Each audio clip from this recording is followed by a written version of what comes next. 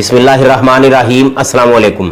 کوئی لمبی چوڑی تقریر نہیں، کوئی سیشن نہیں، کوئی لیکچر نہیں، جی صرف ایک بات ذہن نشین رکھیے کہ یہ جو سب ہمیں میسر ہے، یہ جو دسترخوان پر نعمتیں موجود ہیں، یہ جو نعمتوں تک ہماری رسائی ہے، یہ صرف ہمارا حق نہیں ہے، یہ تو عطا ہے اس خالق کائنات کی جو بے حساب عطا کرتا ہے، بنا تولے بلا شمار عطا کرتا ہے۔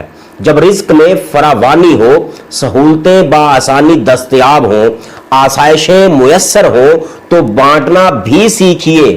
دیتے وقت کھاتا کھول کر نہ بیٹھ جایا کریں، ترازو کیلکولیٹر پرے پھینک کر بنا تولے، بغیر شمار کیے، بنا گنے دینے کی عادت ڈالیے، اور پھر زندگی میں اس کا کمال دیکھیے۔